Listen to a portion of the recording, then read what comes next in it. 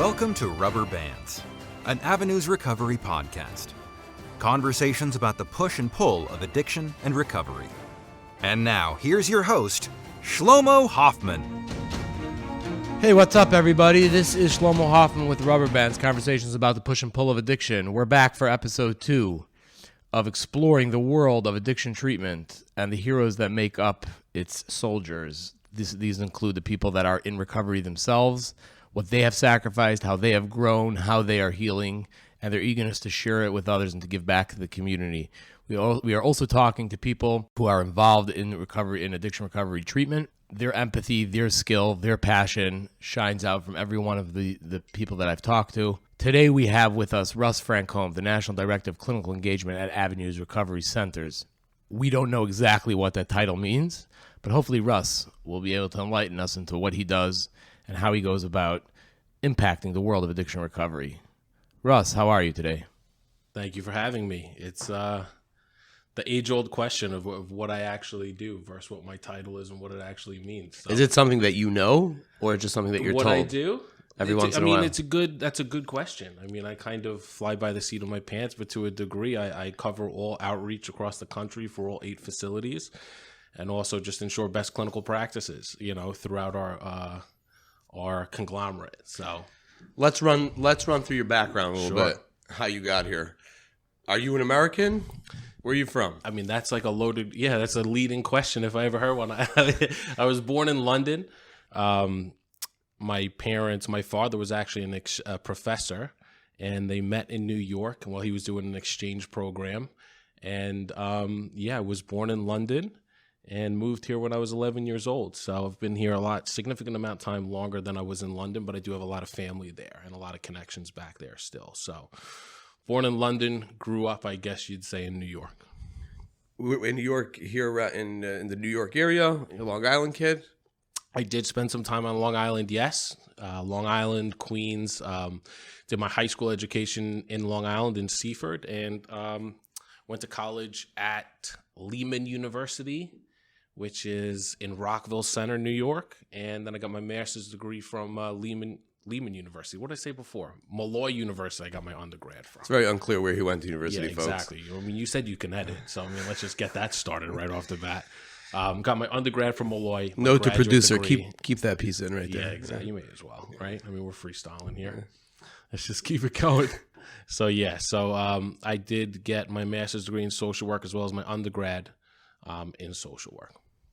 Cool. Now you got into, let's talk a little bit about your childhood. Were you always that type of guy that understood people and got involved in people's problems, or you were just a rough and tumble New Yorker? I was about to say, is that how you see? That's how you see all social workers. I think I was always a social guy. I always definitely.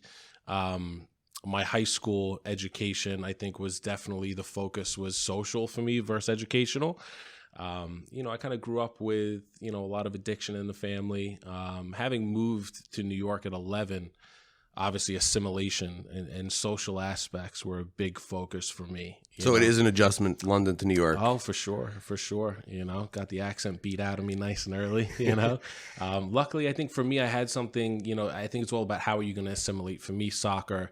I was a soccer player and a baseball player, and, I used sports as a way of kind of, making a new friend circle and kind of settling down and things of that nature.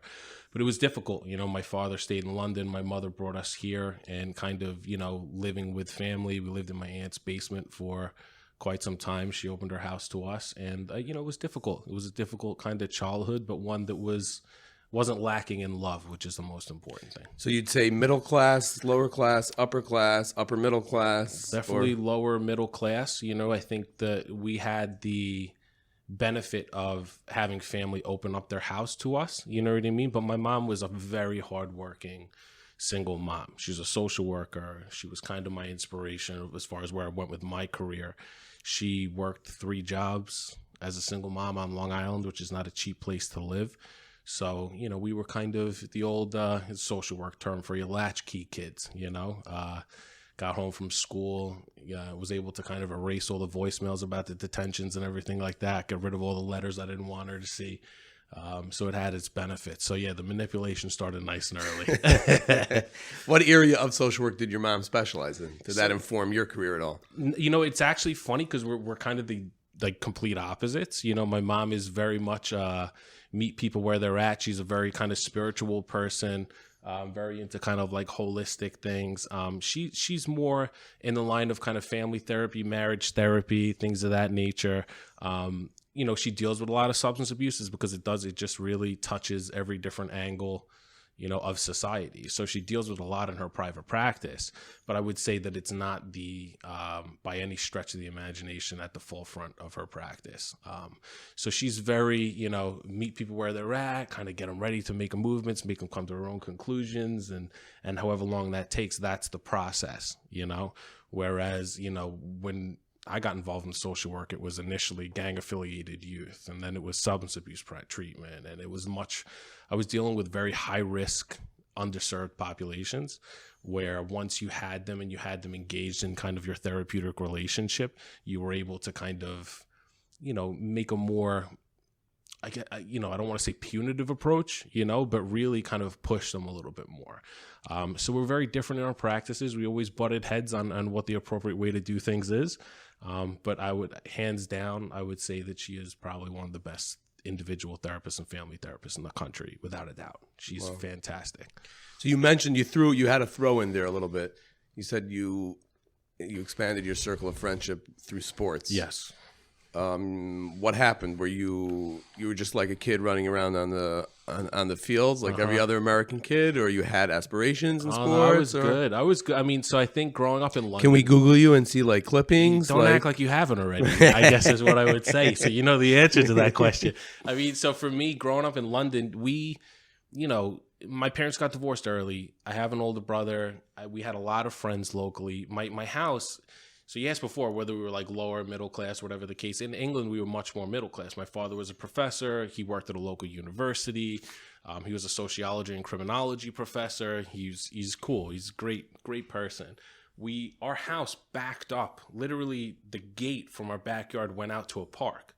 So, you know, everyone says I sound like how my grandfather used to sound now. And this is what I say to my son, like, when I was a kid, we were outside 18 hours a day. It was like that. We played soccer from sun up to sundown. When it wasn't raining in London. Well, we played through the rain. We're not soft weather people. You know what I mean? So like we just played through it. And so I think for me, that education in soccer, I was way advanced. When I came here at 11, I was playing in under 15, under 16 teams.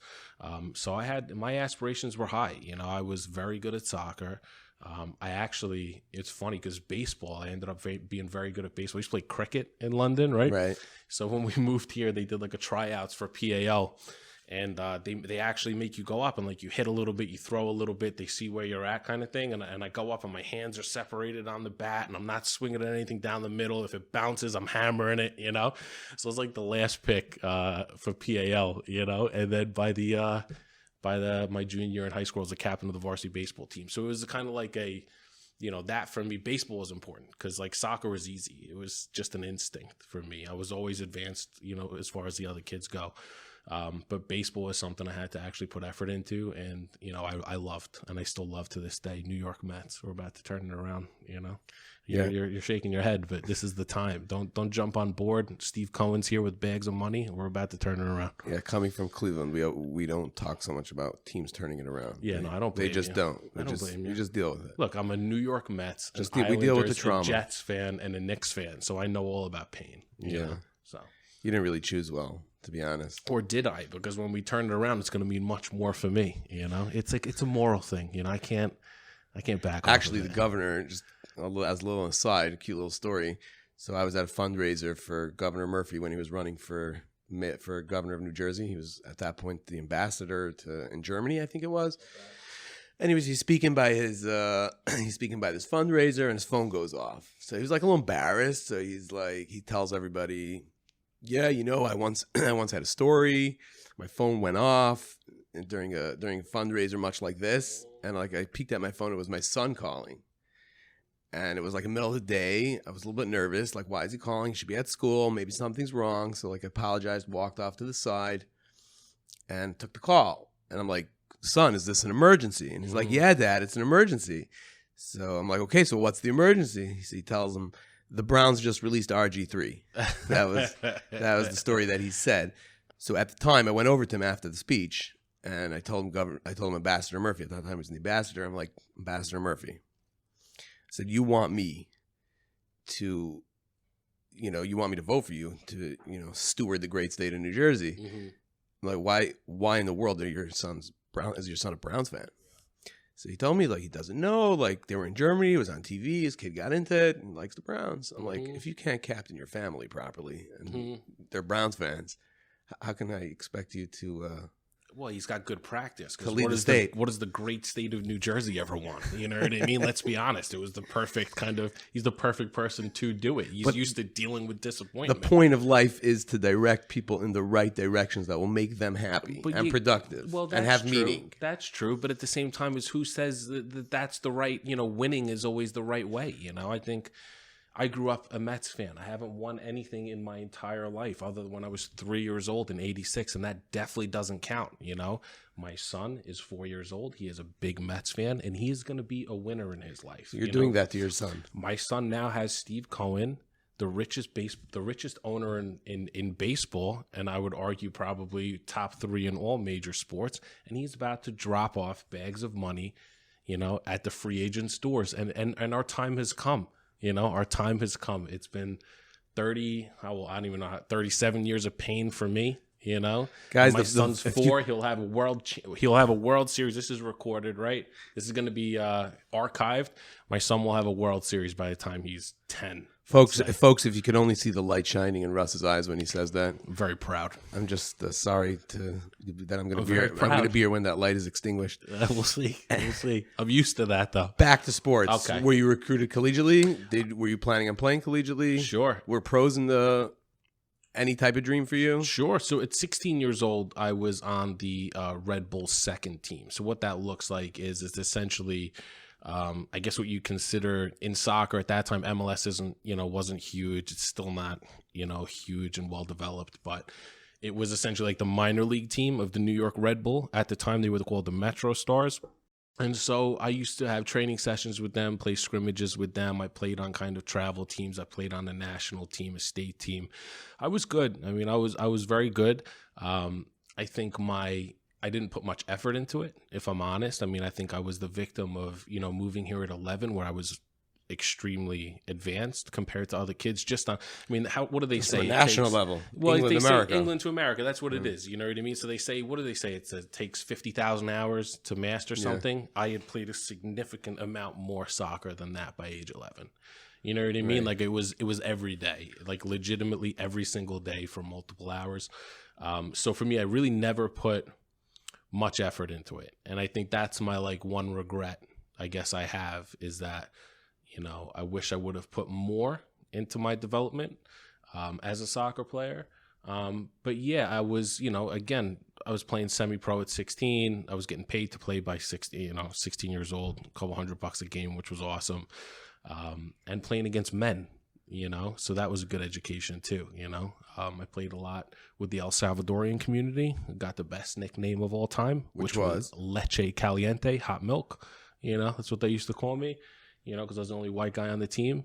And we used to go out for pupusas after. It was awesome. So, yeah, the Hempstead community took me in. And again, so my mom was working 3 jobs, so she couldn't come take me to any games or anything like that. So my coach, Louis Moran, give him a little bit of a shout out here. Very good man, wonderful family, his wife, Sandra. They would pick me up on a Saturday night and I'd sleep at their house. And then I'd go to a game 6 a.m. on Sunday morning. So, even though I grew up with a kind of non-traditional kind of household, once I moved to New York, the community, at large, not the community in Seaford, the community in Seaford locally obviously took me in, but our circle was larger, and it was, it takes a village for sure. So what happens? Then there's a moment. So I got, 18 years old, just graduated. I didn't have good grades, so I was getting recruited by some good schools, but decided to stay local. I was going to go to community college. We were ranked number 1 in the nation. I was fixed to be a starter there, and I actually got hit by a car. So I was going camping with my buddy Chris and my family. And we stopped at a Wendy's. It was like 10 o'clock at night. We were driving up to the cabin, and basically an employee who was working there, we couldn't eat inside. You had to eat outside because it was closed or whatever. And we're sitting on top of his truck. You know, I got my dog out. You know, he's there. And one of the employees went through the drive-thru to pick up, I guess, they get a free meal or whatever the case may be. And his feet, this is what he says. He said his feet or his sneakers were greasy, and his foot slipped off the brake and went onto the gas, and he just fully accelerated around the whole thing. Wow. And then I was standing with my back turned, to this car, and I just kind of hear some screeching, and I'm standing against a van, so it's very high. And I turn around, and there's a, truck coming at me at like 30 miles an hour. I jump in the air, and thank God I did, because otherwise it would have pinned me at the chest, and it basically knocked me back onto the hood, smashed against the windshield, and sent me like 25 feet the other way. Soccer career over at that minute? It felt like it. I had a double fracture in one vertebrae, which at that point I didn't even realize, but the actual painful part was I had a piece of headlight glass about 4 inches into my thigh. Whoa. And that was the thing. No one knew it was there. So when this is the stuff, right? Like, they strap you down, right? And I'm in this ambulance. First off, they're surprised I survived. They didn't believe the story when my friend told them what happened, because they couldn't visualize it. It was just an instinct. Turn around, see your car jump, it saved my life. But yeah, so they strapped me down because I'm telling them my back hurts, but you don't feel pain. Like moments of trauma, it's like you can't hear noise. It's like white noise, and just it's almost like a pitch versus anything else. And so they strapped me down. I'm on my back, and they're flying to this specialist hospital because they think, obviously my back is damaged. And every time they hit a bump, I go up in the air a little bit and then crash back down on my thigh. And this piece of thick headlight glass is just pushing further into my leg. And it was agony, It's probably the only thing keeping me conscious, to be honest with you. But yeah, after that, I'll never forget. I was in hospital for a couple of days, and the doctor came to me, and he just said, I said, when can I play? And he goes, your career's over, is what he said. And then what do you're an 18-year-old kid who's like, you feel like you're Superman, like nothing bad can happen. All of a sudden, boom, in the blink of an eye, your life feels like it's over. So what did I do? I didn't take my rehab seriously. I was supposed to wear a brace for like 18 months. I wore it for like a week, and to be honest with you, I fell into a very deep, dark place, What substance abuse a player at that point? So for me, the funny part was they had me on Oxy as a pain. Obviously I was in a significant amount of pain. They weren't able to do surgery, for whatever reason, swelling, the placement. They wanted to see if it would fix itself, because I think there is some, regeneration aspect to spinal injuries. But my mom, being a social worker and kind of knowing me as a person. Was there history in your family at all of substance abuse? A lot of alcoholism in my family. By that point, by 18, a lot of marijuana use, some partying, stuff like that, a lot of alcohol use. But I'm thinking that was for you. That was for me. I'm talking about like in your family in general. A lot of alcoholism. My father, big drinker, my grandfather on my maternal side too. So my maternal grandfather and grandmother, both no longer with us, God bless them. But my father is a big drinker, lives in England, so there's definitely a cultural aspect to that, They drink fine in America too. They do. My mom, she's very open and honest about it. During dark times in her life, she's leaned on alcohol. A lot of self-medicating in my family. So like a lot of depression seems to be pretty significant, significant history of depression, and then self-medicating with alcohol after that. But so the pain pills and that kind of stuff, did that become a problem for you at that point, or you were careful with that, or you like honestly, I was keeping your head up there straight? So like my mom was just basically took that. she handed me a couple, the Oxy when I got home after the hospital, and she dumped the rest. And I'm like, what are you doing? Like I'm in significant amounts of pain, like I couldn't believe it at the time, but she probably saved my life, because based on my profile. Yeah, 100%. Like, addictive personality. She knew I was in a dark place based on the news I just got about kind of soccer and baseball being, over for me. It was a very smart move on her part, So it was a lot of, after that, kind of, depression, isolation, didn't want to see anyone, drinking a lot, every day. Some drug use too, but yeah, for me, I fell right in that pattern of my family of kind of self-medication at that point. So what happens? So Where are you going? You have to rewrite. You have to rewrite a new script now, which is scary, right? For like, you think you've got your life sorted, figured out. Yeah. Like, I'm going to college. I'm doing this. I'm going to play pro. This is what I'm going to do. And then for that to change in the blink of an eye, my self-worth was based on my athletic ability.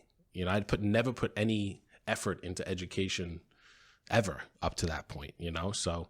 My dad was in England, and my brother at that point had moved back to England as well he went to Sussex University. He makes documentaries now, very successful guy. Shout out to Will. Shout out to Will Francome. Good dude. But yeah, at that point, after, periods of, not doing anything, being completely stagnant, my mom had one of her friends, Peter Yelton, shout out to him too. He was a male social worker. And he can't stop marketing, guys. He just can't stop. I got to give people props, man. I mean, I've had some people who are really impactful in my life. Peter Yelton being one of them. I'll never forget. I was at 17 years old. He drove this nice Audi, and I drove like this terrible Oldsmobile that was older than me, and I was going out on a date, and he happened to be coming over to see my mom. And at 17, I had got like a good grade or something, like something very insignificant. And he throws me the key to the Audi, and keys to the Audi, and goes, "Go have a good time. Go pick up your date." I was like, "Peter Yelton, much respect to you." You know what I mean? So he was a really good dude to me. But he came in, and he was just like, "Look, what you're doing isn't working." He's like, "You have a lot of potential. You could do anything in your life." He's like, "You're going to piss everything away." And he's like, "I'm telling you that from a place of love. You can be, look, these are the cards you were dealt, and it's something I think of a lot. Like, you get dealt a crappy hand. You can either keep trying to play them and play out of it, or you can just fold, and reshuffle the deck and let's start again. This is what it is. This is your baseline." So that's kind of what, I decided to do. My mom, she came in, and she came into my room, and she had like a dry erase board, and she goes, "What do you want to do?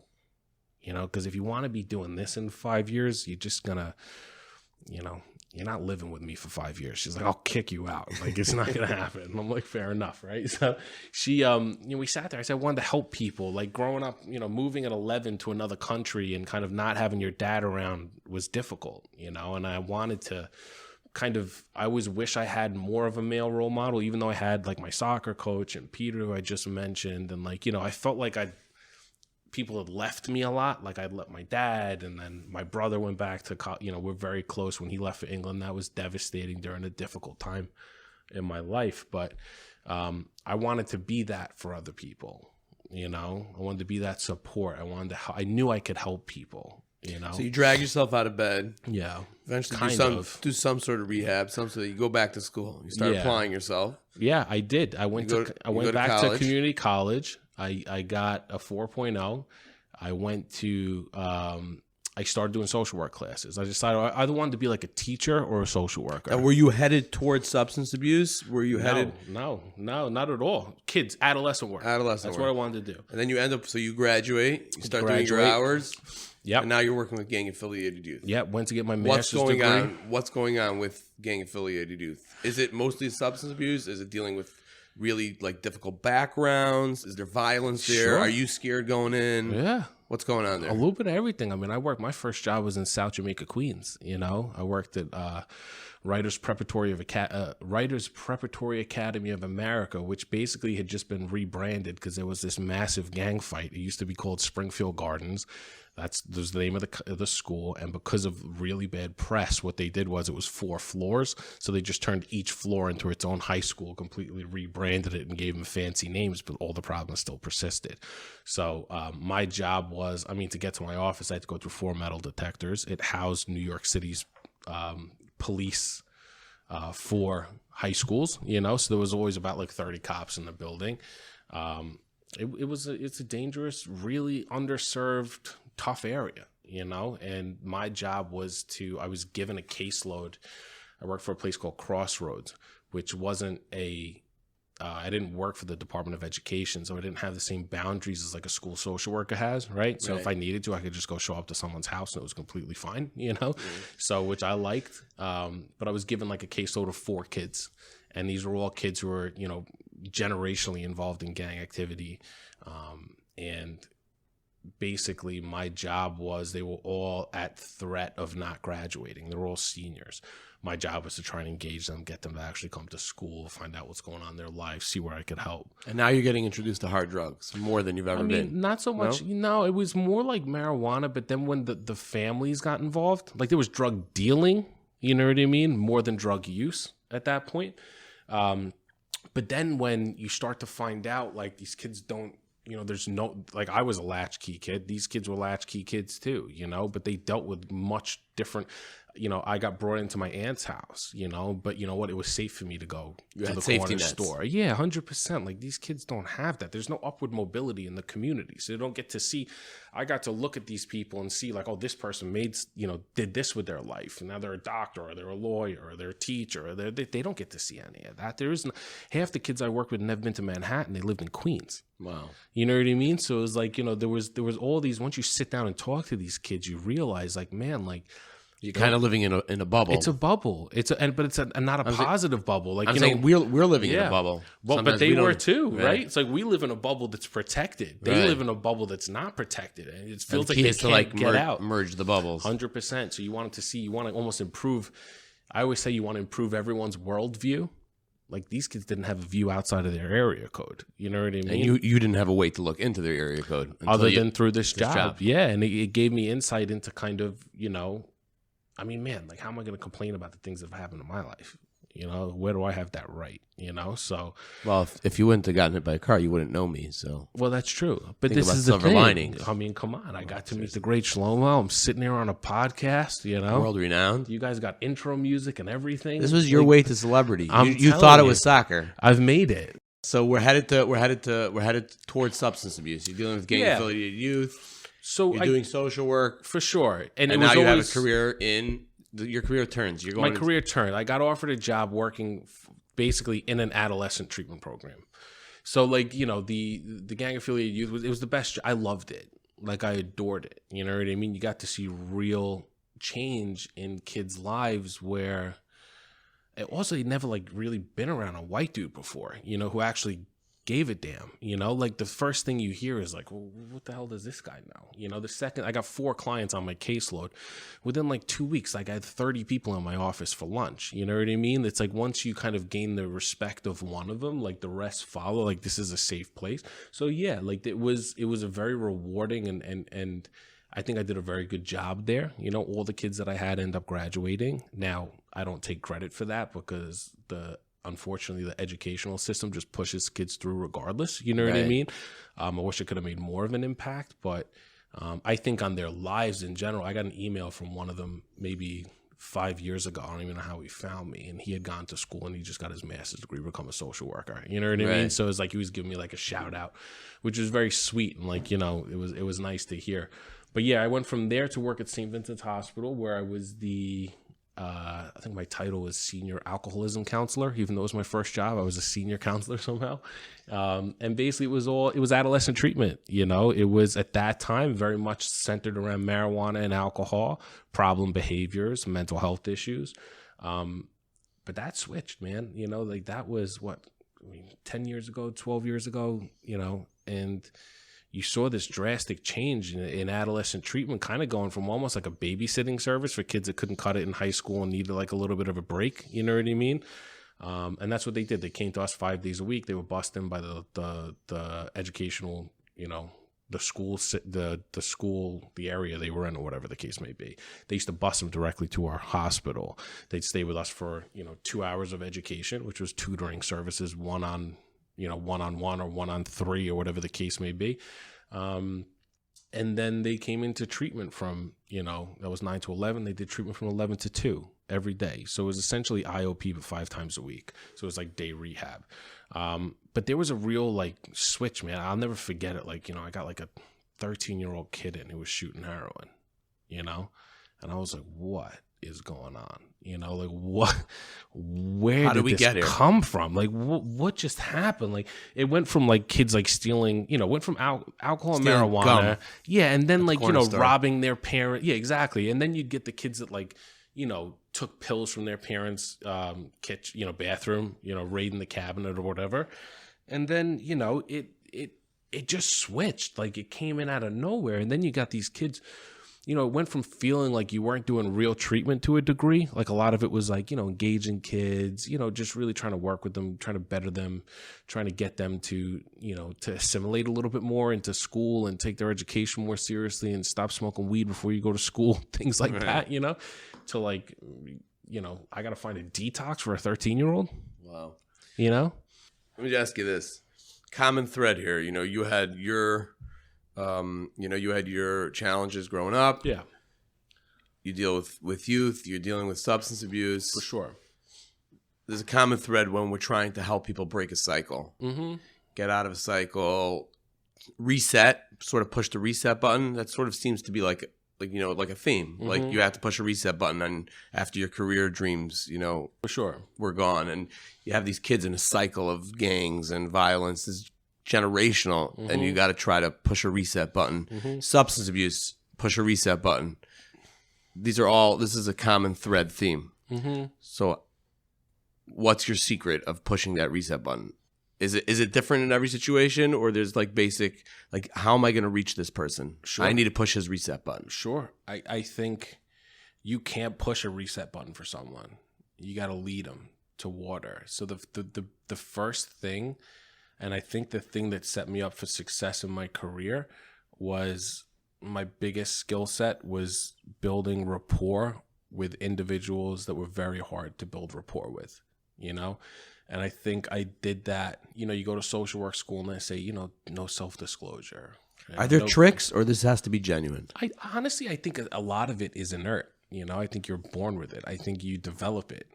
Again, I think that for me, my skill set goes back to, being 11 years old and moving from London, where I was the big fish in a small pond. I mean, I was a popular kid who was displaced and brought to another country.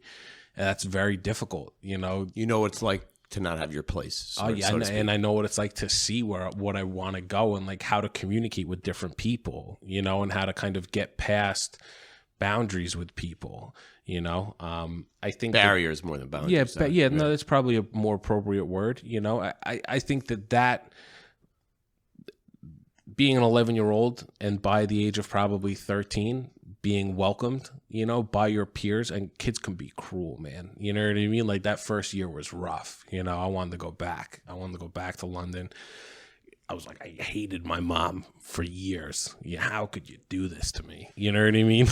And I had my dad who was, not understanding why we wouldn't come back either. So it was like a very difficult position for like an 11, 12, 13-year-old to be in.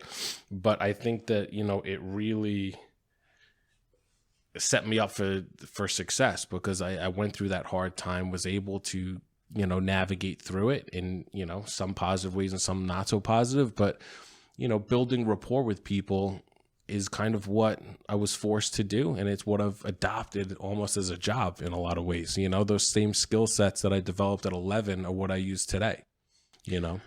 How do we build trust with people that are struggling with substance abuse? To be genuine, because they've been screwed by a system most of the time, by a background, by a system, really bad hand. People have taken things from them. For sure. Obviously there's an idea of taking self-responsibility, but there's also an understanding that they didn't have the privileges, a lot of them. For sure. They dealt with a lot of crap. For sure. We have to build trust. I'm here for you. I'm not taking anything away from you. Right. I think that you have to be honest. You almost have to prove that if you trust me, right? Trust me. Like, you're asking someone to trust you.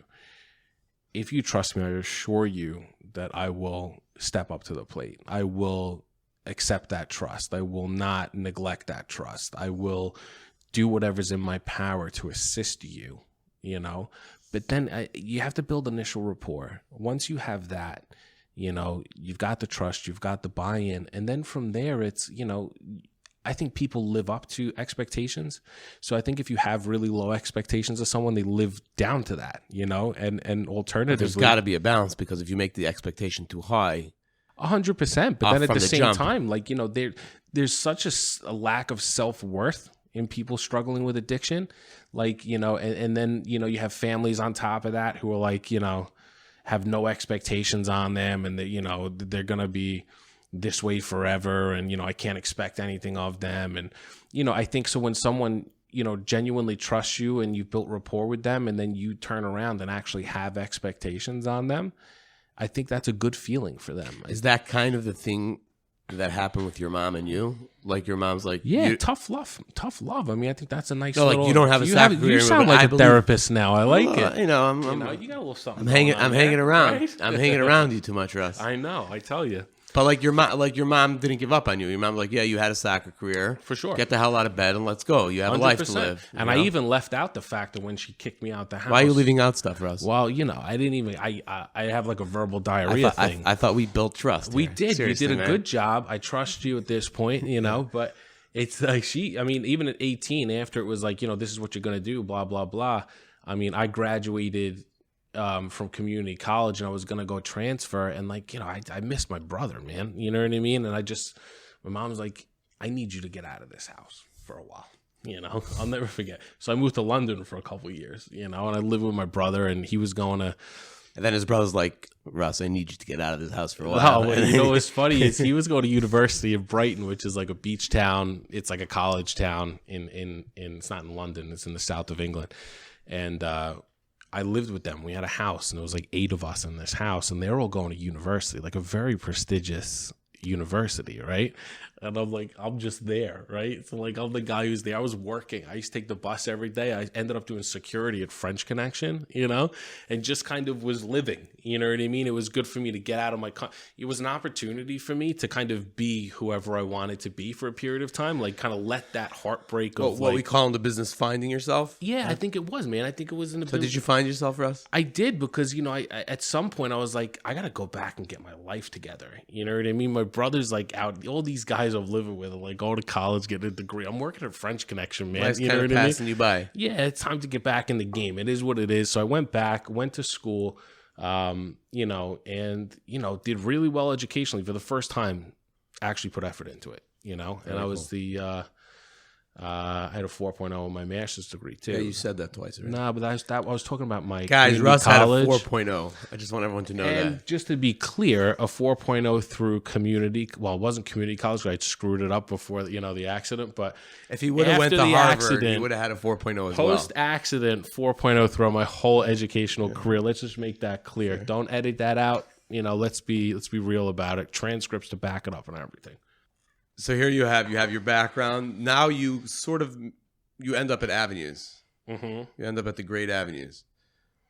What is Avenues? What have you found here at Avenues that is special? Sure. So basically, for me and my history with in the treatment world, and this goes from when I was a clinical director, being of a large intensive outpatient in Westchester County, referring people to treatment. So often the treatment was fully out of network, only commercial insurance, length of stay was short. When I met with Hoodie and he talked to me about his vision for what Avenues was already, but what we were going to expand to be, which included accepting, having multiple, and I mean not a small amount, but multiple in-network contracts, accepting Medicaid at our larger facilities. That to me was everything from a social work perspective, that ethos that I'd never let go of, you know what I mean? It was so important because I don't put any different value from when I worked with gang affiliated youth who these kids had nothing at all. And then I turn around and I'm working as a clinical director of an IOP in Tuckahoe, New York, which is right next to Bronxville, one of the wealthiest areas in the country. It's a great name. Tuckahoe or Bronxville? Both? Tuckahoe is just a cool they're name. Decent names, right?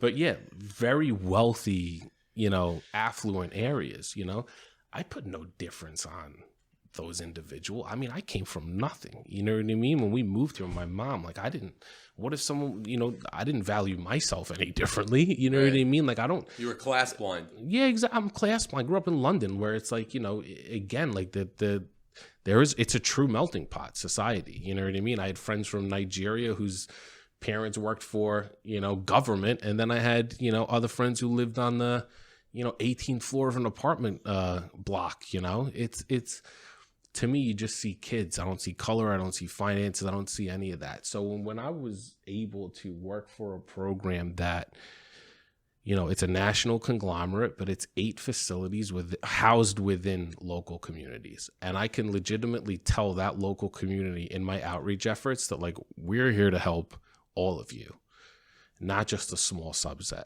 not just if you have, prime Cadillac insurance. You know what I mean? That to me is everything. It's everything. I believe a treatment center should, if I was just to snatch up 20 people from that treatment center and then snatch up 20 people walking in the streets outside that treatment center, I think it should look the same. And I think with Avenues, that's your mix. That's my mix. We're here to help your local community. We don't want to just be housed here. We're not Avenues. Here we are in Fort Wayne or Cambridge or Bucks, and we're flying people in from all over the place. Like, we're Avenues. We're a Cambridge facility, right? Not just housed within Cambridge. And to me, I think that's the future, and I think that, Hoodie and Yasi and everyone here, when I sat and met with them and they kind of, shared that vision with me, even though I was very happy in my previous job and I loved those guys and I loved that treatment program and they're still fantastic. There's no bad, no bad blood there. It was something I had to be a part of. I just felt it like I need to do this, So you have a social work background, more patients, you dealt with people now you're sort of like in a marketing environment. Mm-hmm. How are you blending your experience with actually dealing with the patients, with your expertise? We call you the National Director of Clinical Engagement here, mm-hmm. which is also sort of an interesting concept, that the marketers that we want out there, that's the vision from the top. The marketers we want are people that really understand treatment. They really understand the people. It's not just, you're selling, Sure. paper clips. You know what I mean? For sure. You have a social work background. You're involved in marketing. How are you blending those things? Yeah. So, I mean, when I met with ownership and it was like, how do you, we sat together and was like, what do you want this department to look like? Right. And the first thing I hate is the word marketing. I hate sales. Like, this is not a sales job to me. This is a community advocacy job. This is something where it needs to be done in an ethical way. This is not, for instance, if someone that works for me ever said, when they're talking about a client, I got this Blue Cross, PPO or whatever the case may be. It's like, that's a person. Like, they're not an insurance policy. They're a person, and that's the ethos from the top of this organization down. So I think it's probably most important. Like, we know that's the ideology in our treatment centers. It's almost more important that, the representatives we have that are out in the community have that same ethos, have that same, pushing that same belief structure, and again, like, I think that it's, I think that there are a lot of people that, unfortunately it can, the treatment industry can be sleazy at times, and that's what we want to stay away from. This organization is not, a heads and beds type of place. We're here to help our local community. We don't pressurize, the people in our department. You know what I mean? Obviously, their goal is to represent us well and to get the community to trust us and refer clients into us. But again, they're not out there selling vacuums. You know what I mean? Right. Like, you're not like a door-to-door salesman. You're a treatment advocate. Like, you're there to... You can't ever forget that when your phone rings as an outreach person or an admissions coordinator, whatever the case may be, that's likely the worst moment in that individual's life, whether it's the client or a loved one. And if you don't treat it as such, There's a sense of urgency. There's a seriousness. And we're dealing with someone's life here. We're dealing with someone urgency, really that just hit the bottom. And empathy. Like, you can't lose that empathy, right? Because I think, again, like, if you do lose that, and you're kind of flat, like Then you're selling vacuums again. you're selling vacuum. You may as well go sell vacuums, because you're not going to work for us. You're not going to work, my department. Like, that's not what we want. Every single person in our department, I can say, they're fantastic. They share that same ethos. They genuinely want to help people. And we have an awesome outreach team across this country. And they're a credit to their community and a credit to us as an organization. What can the treatment industry in general, where are the holes? What are the gaps? Where can we improve? This is not an avenue specific question in general. Sure. Where do you think there's holes here? Where do you think we can do better? Well, I think, and what can we do to do But better? I think that it is almost an avenues question, because I think, like, again, part of the reason that I accepted to come on here and was excited to do so was I think the gap is in high quality treatment for the underinsured, right? That if someone's, across this country, there's more treatment available today than there ever has been in the history of this country. But there are areas that are underserved as well. Well, for sure, no doubt about it. Is there enough treatments, real good treatment centers that can get people in beds? I think that there's a lot of good treatment centers out there. There really is. I think people go into this for the right reasons. I think if you didn't go into this for the right reasons, you don't last very long. You know what I mean? So I genuinely think that a lot of the treatment centers out there are fantastic, But I think where the gap is again, I think it comes down to eligibility for services, right? Because I think if you just to pull a state and say, these are the private treatment centers in this area, and you find out, okay, what's the eligibility requirement, right? It's going to be over the age of 18. It's going to be likely has to be on their parents' insurance, likely has to be Cadillac insurance. And what I mean by that is, significant, coverage to a degree, out of network. You know what I mean? A lot of treatment centers have some in network contracts, but, So we're out to prove that that we can reach people, right, and still be a financially viable organization. You could reach say people that are underserved, reach people that wouldn't be getting, I don't think the two wouldn't be things are looking like the mutually cream of the- exclusive. You know what I mean? I think exactly. Like, for me, it's yes, this is a business. You know what I mean? But at the end of the day, I think if it runs as a good business, it runs as a great clinical product. You know what I mean? Because it's about efficiency, and it's about outcomes, and it's about how you're viewed in the community. If you're viewed as something that, doesn't have a great product, and like, you know what I mean? Like, you're not going to succeed as a business, So I don't think that if the burger doesn't taste good, people aren't going to come buy the burger. I mean, it depends. I mean, there's probably a lot of crappy burger joints around this stuff. Oh, if it's open really late. And Yeah, that's what I have to say. You're just like spoiled, but exactly. But yeah, no, 100%. Like, I agree with you. I think that, again, how do we put a dent in this epidemic? Right, is by widening the eligibility requirement for treatment in private treatment centers, because hospitals, you have a limited length of stay. So that's the problem. Like, the difference between someone who's 26 on Medicaid and 25 and on their parents' insurance is about, a month. You know what I mean? Wow. As soon as they age out of their parents' insurance, they no longer have the option to go into a commercial treatment center because they're not working. They're in active addiction. They get transferred onto Medicaid. What are their options? Now, don't get me wrong. That individual has to take advantage. They may have been in treatment 3 times before and gone to 3 great treatment centers, but they've continued to struggle. But to me, some of the people I love the most in this world went to treatment 10 times before they got it, 15 times before they got it. And if they were given up on, or they didn't just happen to get clean at 25 or 24, and they were still struggling at 27, you know what I mean, without commercial insurance, this world would not be as bright of a place as it is today. Let me ask you this, jumping off what you just said. Conventional wisdom always says doing the same thing twice and expecting different results, right, is a sign of madness or lunacy. Or Insanity. There you go. So now you're telling me that there's people that can go to treatment centers 10, 15 times until they get it. Yeah. What happens? What changed? It's not the same thing, though. What changed is they went to treatment before. So if I go to treatment today, right, usually clients are always looking for the path of least resistance, right? So maybe they were like, oh, well, I'm not going to go to inpatient, I'll go to outpatient, or I'm not going to do this, but I will do this. Like, you have a finish line. You have this list of things I'm willing to do, but I'm not willing to do. Like, right? So like they haven't fully humbled themselves to how powerful their addiction is, especially in the beginning. Your first treatment attempt is like you sit in the back of the room, you're not going to engage. You know what I mean? Right. So yeah, like people say, oh, you went to treatment, you were unsuccessful. I don't look at it that way. The first time you went, you may have sat in the back of the room and not done anything. And you basically white knuckled it for 30 days. Let's say you stayed for 30 days. Maybe you left after a week. Maybe you said detox. You know what I mean? Something has to change every time.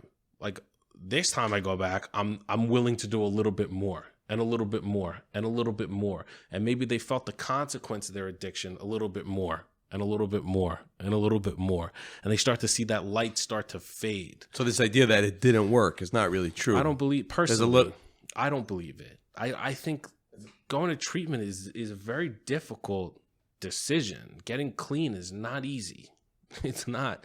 With all the support in the world, it's not easy. It's very, very difficult. You know, people always have that old faithful. They know that when those emotions and the traumas and the thought, the negative self-talk, when that all comes back, they know they can, pick up a drink, pick up a bag, pick up a needle, whatever the case may be, and go right back to old faithful and shut that stuff up. I heard Artie Lang once say the biggest problem with drugs is that it really works. Yeah, 100%. If they weren't effective, it wouldn't be problematic, right? Like if it was all negative, right? I mean, at the end of the day, people that use opiates, it quiets the mind, and alcohol. I mean, it's difficult to watch someone in active addiction. There's no doubt about it. And I think to consider someone a failure who went to treatment several times and maybe they didn't get it. Well, maybe after the third time they had 40 days sober when they left. Maybe the fifth time they got 6 months. That's not progress. You know what I mean? Right. Like, I think we have to redefine what progress is. Like, I hate to say like relapse is part of it, right? Because relapse is understood in addiction, but it doesn't have to be part of it. You know what I mean? Right. But at the same time, I think that it's a process, and I think that if you're so black and white about it being a results-oriented thing, that the only way to measure success is sobriety, then you're going to have a heck of a lot of failure, and a lot of you're contributing to someone's self-doubt. And you're not going to have people come back. 100%. I mean, if they feel like they're going to be judged, you're back. It's also like, I tried this already. What the hell do you want from me? Right. This doesn't work for me. I need a dream. You're back. Here you go. You're back again. You know what I mean? I knew you would be back. Like, if that's the environment you're creating, man. Where does substance abuse addiction education have to start? I mean, that's a great question. Talks. Are we talking about enough in schools? Are we dealing with it head on? Are we? I mean, let me ask you a question. When you were in school and someone, came in to give a talk about addiction and you were Nobody did. 13 years old. I mean, I think they may have. I just don't even remember it because I probably cut and didn't go, like sat in the back of the room trying to talk to a girl instead of listening to what someone's trying to say. I think that you just can't think outside of yourself. Like it's an immaturity, you know what I mean? So there's got to be a way though to reach kids. I hear you. And I don't minimize adolescent education by any stretch of the imagination. Having said that, I think it comes from one-on-one interaction. So I think it's about people who are in recovery being open about it. Right? As opposed to being quiet about it, right? So let's drop the picket fence a little bit here. Let's personalize it. That guy that runs the deli around the corner, he was once addicted. He was shooting heroin when he was 20 years old. You know what I mean? And look at him. He's doing great. He owns his own business. He can tell you how much it sucks and how hard it was. It sucks, yeah, but it's not an infomercial. It's a person. And I think that's where you get it, right? Like for me, the positive interactions I had with the male role models in my life were personal. That's why I never agreed with social work school and they said don't self-disclose, because I think self-disclosure is the most powerful thing you can ever do under the right circumstances. Right. It's not something it's not about you. That's why they say don't self-disclose, because I'm sitting here doing an individual session with you and I'm making it about me. Stuff out, right? I'll start crying and oh man, this you should pay the client. Exactly. This is really cathartic for me. You know what I mean? Like, this isn't about you. You know what I mean? You're supposed to be the vehicle of change, not the change agent. Right. So I mean, I think, I think it's about openness. I think it's about I think like people, more today we see like celebrities and stuff like that being honest about their recovery, and I think that's important. But I think but even more on a personal level, man, it's less about the celebrities, more about the person you know. You know what I mean? So I think that's why what we do a really good job of at Avenues is identifying who the support systems are in an individual's life, right? So it's not that we're just going to communicate with the mom or the dad or the husband or the wife or the grandma or the grandpa or the kids. Sometimes it's the neighbor, sometimes it's the coworker. Maybe you're telling me that if you can get people from we're just spitballing here. Okay. If you can get people from community into schools, people that they know, the gym teacher, the guy at the bakery. Yeah. That could be helpful to a kid, I think it could be helpful, but I think it's more about one-on-one interactions, smaller interactions, more on a micro level, right? Because I think like with kids, and I can only speak for myself really, right? But like whenever I go to like an assembly or something like that, I'm checked out. Right. The second I walked in, there are some really powerful people in this world who do like, who capture a room. Yeah, very charismatic. Yeah, 100%. Like you, sort of. Well, I don't know about that. I mean, I'd be nervous. It may look like I'm fine, but like it's inside it's different. But I mean, I think for me, it's more, it's less on that macro level with kids, because with kids, like you have like this. I'm not talking about young kids, like we're talking about like 16s, something like that. Teenagers. Like you have like this like. Well, like this cooler, they're too cool for school. You know what I mean? Right. So it's like almost, it's not cool to sit there and really connect with what someone's saying and like become emotional or become vulnerable. Vulnerability is not cool when you're 15. No, it's not the best, asset. You know what I mean? Right. But in life, as a grown up, being vulnerable is the most powerful thing you can do. So that's where the connection happens. Yeah, and I think with adolescents, they are vulnerable. They're the most vulnerable. They're literally a walking open wound, right? But they're a walking open wound that is trying to pretend that it's scabbed over. Right. You know what I mean? But it's not. They're so, every little interaction cuts to their core. Takes, what do they say? It takes 1,000 attaboys to get rid of one. You're an idiot. You know what I mean? So I think for adolescents, when you're talking about like a room full of them, you may reach them. You may not see it. I firmly believe that you can reach them on an individual basis. They'll take something out of it, but on the surface, they walk out, oh, stupid. You know what I mean? Let's go to, you know what I mean? Like they're too cool for school. But on an individual level, when the baker pulls them, they go into the bakery and they're high, and the baker can pull them aside and say, like, I know your mom, I know your dad, I know, it's time to get your what together. You know what I mean? I think local police, not being non-punitive with these kids. I think that's important. I think, if police catch a kid high, what are you going to do? Send them to jail? Or are you going to have a talk with them and scare the what out of them? And let the family know and let the community rally around that. I mean, I just think that, personalized interactions from people that have like a true understanding of what addiction is like, I think is special. Is a gateway to real progress. Yeah, like I don't think that, I don't know. I think that if, again, police interactions, when they have their own personal history with addiction, I mean, to think that like there's no addiction in the police force is like insane, but they can't be open about it. You go to the police. I have a friend who's an FBI agent. Like I know for a fact he did drugs when he was younger. You know what I mean? You can't, you have to lie about that. You know what I mean? Right. So I think that again, like we need to stop, like as a society, why shouldn't someone with an addiction history be a police officer? Wouldn't they be the best police officer? Well, but you are dealing with, relapse concerns. I mean, there are statistics that you got to be really careful with. Relapse concerns? What about active addiction concerns? I mean, look, I've put police officers in treatment my entire career. Firemen, these people deal with trauma on a regular basis. So like, yes, of course, with someone with an addiction history, you have to worry about relapse. But someone with no addiction history that witnesses, dealing with a murder and has to go home and can't sleep because they're just like dealing with this trauma, significant PTSD. It doesn't matter if they have a history of addiction or not. They're hitting that bottle. They're doing, you know what I mean? So, I mean, I think they need to take the edge off somehow. Well, yeah. And to talk about it's not always viewed as the manly thing to do. Yeah. Machismo stuff. So yeah, man, I think that if we start to adjust the way we view, it's not a character default. if anything, gives you insight. What are your dreams for your career in the next 5 years?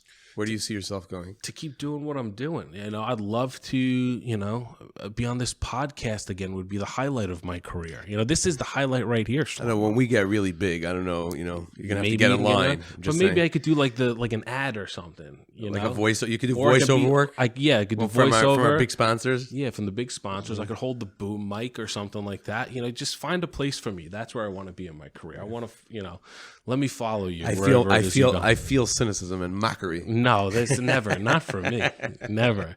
I mean, honestly, in all reality, I think that where I am in my career now, working for the organization I work for, who trust me, and who allow me to work to my strengths and also challenge me. Right, like I never thought I'd be doing TV interviews and stuff like that. I mean, it was scary. It's still scary, but they trusted me to do it, and it's another wrinkle, right? I'm very happy with where I am, and I can only see myself growing within this company and continuing to help as many people as I can on a macro level. I may not help people individually anymore, but I help a lot of people. My hands are in a lot of different pies. A lot of different pies, my man. So give a message, a final message. Your time has run out. Okay, good. Give us you're tired of talking? No, I don't even know what I said. I mean, we've been doing this for a while. I just black out. I have no idea what's happening. You can. I don't know what I said. This is probably going to come out terrible. What's your message to people on the street?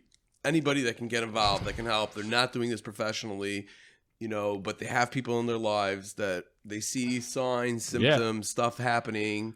Is it just a matter of getting them to the right people, or it's a matter of how am I engaging with those people that are struggling? What can I do to make my community better? I think you could, it starts with, I don't think you can go in with these massive lofty goals, how am I going to make this community better? But if someone's struggling, I think you can engage them, put it out there. A lot of times when people are in active use, they think other people don't realize when they're high or drunk or things like that. Let them know, but don't do it with judgment, do it from an empathetic place. Always let someone know you're here for them without any kind of judgment, anything you can do to help, but also don't allow them to continue to live their life addicted, unabated. You know what I mean? At some point you have to, call a spade a spade. If someone's struggling, you owe it to them from a friendship perspective to call them out. If you have the rapport, it's all about, once you have rapport, you can say things to people that someone without rapport can't. As a professional, we need to build the beauty of rapport. You can piss on people. Get away with whatever you want. But I think, again, I think it all comes down to this. What we talked about before is if you have no expectations on someone, they'll live down to them. But if you know someone and you love someone or you have some kind of relationship with them and you let them know, this is not good enough. You could be so much more. This doesn't have to be.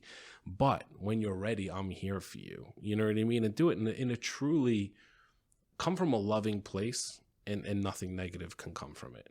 But letting them know you see it is sometimes really effective to them because they think they're high and no one can see it. And everyone walks around on eggshells around them and doesn't kind of call them out. Call them out. Let them know you're high right now. I got a kid. So if you come to my house high, you're not coming to my house. You're getting whacked up the head. No, you're not getting whacked up the head. I'll give you a big hug and I'll tell you I love you. And then you'll get out of my house. You know what I mean? Right. And come back when you're not high. And you're welcome at my table any day of the week. And when you're ready for help, I will 100% get it to you. This could be why I was never invited. See? There we go. But you know what I mean? I think acknowledging the elephant in the room is important. And I think doing it in a loving way. And, there are people out there to help. And you're not alone. There it is. Russ Francome, thank you very much for your wisdom. Oh, well, the man has wisdom. I've ever heard that, I appreciate it. Don't take it too seriously. Write it down. Relax. Sign it. And guys, listen, rate, subscribe. This has been an episode of Rubber Bands, conversations about the push and pull of addiction. Let us hear your feedback. Let us know stories that you want to hear. What do you want to talk about? What does the treatment industry need and how we can get better? Thank you all for listening. We'll see you next time.